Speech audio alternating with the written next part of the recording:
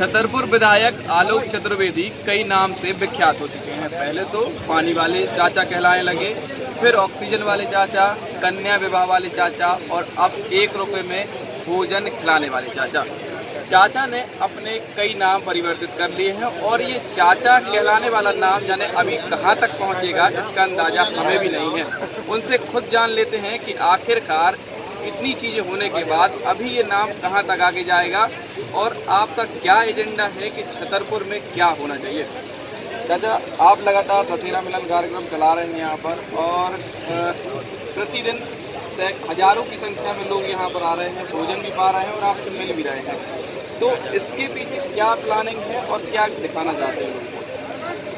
देखिए, दशहरा का पर्व एक दूसरे से गले मिलके और ये वो पर्व है कि इस पर्व पर हम बुराई समाप्त करके और अच्छाई की तरफ बढ़े, अधर्म पे धर्म की जीत, असत्य पे सत्य की जीत। ये एक ऐसा त्यौहार है कि हम लोग आपस में मिल बैठ के जो गिले शिकवे होते हैं वो सारे दूर हो जाते हैं। हमारे क्षेत्र के सभी साथीगण, चाहे वो शहरी हों चाहे वो ग्रामीण हों, सब लोगों के साथ मिलकर दशहरा मिलन का ये आयोजन यहाँ के ग्राम में पिछले 3 दिनों से चल रहा है और ये आपस में हम लोग एक दूसरे से मिलते रहें, सबके सुख दुख एक दूसरे के बांटते रहें, इसी तारतम्य में ये दशहरा मिलन का आयोजन। इसको एक राजनीतिक एजेंडे के रूप में भी देखा जा रहा है। देखिए, राजनीतिक एजेंडे के देखने के नज़रिए अपने अपने हैं। जब मैं राजनीति में हूँ और राजनीति और जनता का जनप्रतिनिधि हूँ तो निश्चित रूप से आप लोग इसको इस नज़रिए से देखेंगे। लेकिन मेरे क्षेत्र के लोगों के साथ में जो जुड़ाव है, जो उनका प्रेम है, मुझे जो आशीर्वाद है, ये उसका भी एक आप कह सकते हैं कि उसका ही परिणाम है कि सब लोग यहाँ पर आप आते हैं दशहरा मिलन का कार्यक्रम। जैसे कि अभी 1 रुपये वाला भोजन चल रहा है, एक ह्यूमर ये भी उड़ाया जा रहा है कि इसको चुनाव के टाइम पर कैश किया जाएगा इस चीज़ को, तो ये क्या है? देखिए, अगर जिस दिन मैंने उद्घाटन किया था उस दिन कहा था आज चुनाव नहीं है, चुनाव 2 साल बाद है और राजनीतिक या चुनावी रसोई नहीं है ये रसोई जो है, ये रसोई आम जन की है, शहर की रसोई है, ये नगर की रसोई है। ये किसी के लिए कांग्रेस पार्टी की आप कहो या किसी दल की कहो तो या किसी दल की रसोई नहीं है, ये उनकी रसोई है जो आज के इस महंगाई के दौर में एक वक्त का भोजन भी जिनको नसीब नहीं हो रहा है, ये उनकी रसोई है।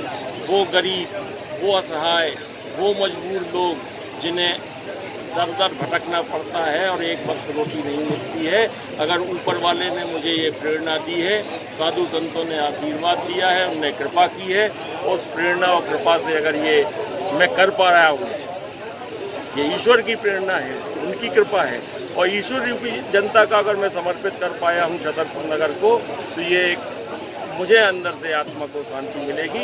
ये काम इसलिए किया है, ना कि राजनीति के लिए। 1 रुपये वाले भोजन की तारीफ आपके पूरे शहर में हो रही है, ये बात कहीं छुपी भी नहीं है, इसका फायदा भी भविष्य में मिलेगा या और जो भी है आपने जनसेवा की उससे किया है। अभी जैसे आपके नाम कहीं पानी वाले चाचा, ऑक्सीजन वाले चाचा और अन्य कई चीज़ें हो गई, अभी ये नाम कितना आगे तक जा सकता है और क्या मन में प्लान है आपके? देखिए, फिर वही बात आ गई, अभी आपने जो राजनीति की रसोई का और राजनीति से चुनावी रसोई से जोड़ा।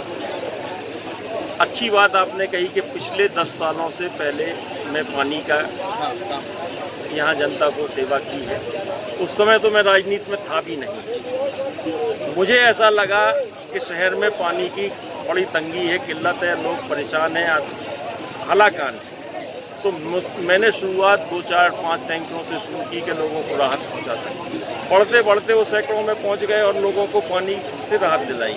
इसके बाद जब जनता ने मुझे प्रतिनिधि बना दिया तो पानी का सबसे पहला मैंने अपने लक्ष्य में पानी को रखा और उस कार्य को जो पिछले अनेक वर्षों से जो ब्लैक लिस्टेड हो गई थी कंपनी, उसने काम नहीं किया था, उस काम को पकड़ा और आज 90 से 95% काम पानी से संबंधित शहर में हो चुका है।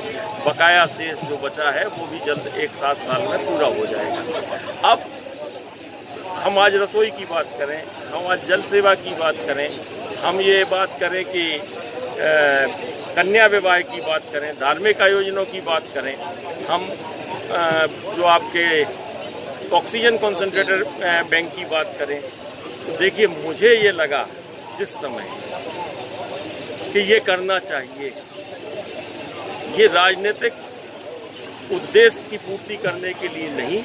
क्या मैं पूछता हूँ, कोरोना काल में जब ऑक्सीजन के लिए लोग दर दर भटक रहे थे, मारा मारी मची थी, आदमी आए दिन जो हम आप देख रहे थे कि हमारे नज़दीक का आदमी हमसे दूर होता चला जा रहा है, तो क्या ऑक्सीजन कंसंट्रेटर की व्यवस्था नहीं करनी थी? व्यवस्था की और राहत मिली आदमी को। ये भी आप लोगों ने देखा है कि 3 दिन में ही सारी परिस्थितियां बदल गई थी।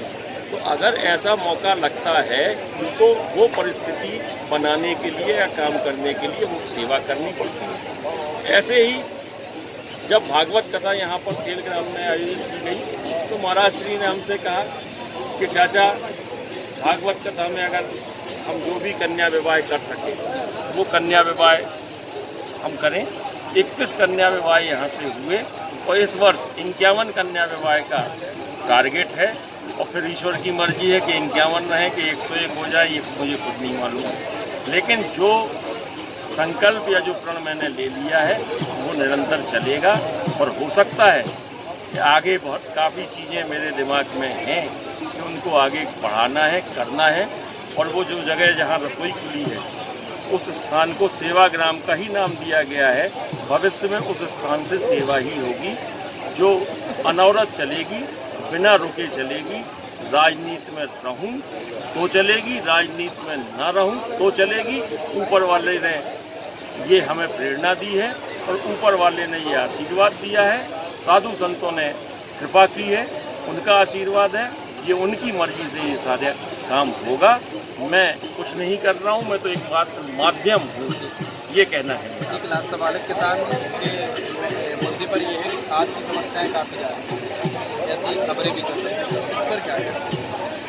देखिए, खाद किसान को आज नहीं मिल रही है और अचानक 2-3 दिन पहले जो अमृत वर्षा हो गई है, किसान को एकदम से खेत जुताई के लिए मिल गए हैं और खाद की आज आवश्यकता है। और आज जब किसान खाद लेने जाता है तो मार्केट में 1600, 1800, 1900 की ब्लैक में उसको पूरी मिलती है। सरकार या शासन ने या प्रशासन ने कोई व्यवस्था नहीं की है कि वो किसानों तक खाद पहुँचाए। इसलिए हम आप सब लोग देख रहे हैं कि रोज़ सड़कों पर बैठ रहा है किसान, रोज़ कार्यालयों के बाहर बैठ रहा है किसान। अगर ऐसे में मैंने प्रशासन से चर्चा की है, 2700 टन की एक रैक हमारे यहाँ आने वाली है और 2700 टन की रैक छतरपुर के नाम से आई है। उसमें मौखिक आदेश से 1000 टन अन्य जगह के लिए ट्रांसफ़र की जा रही है, जिसे कतई बर्दाश्त नहीं किया जाएगा। छतरपुर के नाम से आने वाली खाद है, हमें एक एक दाना छतरपुर के लिए चाहिए, जिसकी लड़ाई लड़ी जाए। लास्ट में दशहरा मिलन के लिए लोगों से क्या कहना चाहिए? दशहरे के इस त्यौहार पर मैं अपने साथियों से यही कहना चाहूँगा कि किसी के प्रति कोई द्वेष ना रखें और जो मन में बुराइयां हैं, जो उनको अच्छाइयों में बदलें और साथ ही साथ किसी से कोई गलती हुई हो उसको क्षमा करें, माफ़ करें और सबको साथ अपने साथ लेके गले मिलाकर आगे बढ़ें। यही मेरा दशहरा के लिए आपसे कहना है। आलोक चतुर्वेदी, जिनका कहना है चाहे वो राजनीतिक क्षेत्र में रहें या न रहें, सेवा अनवरत रूप से जारी रहेगी। साहिल खान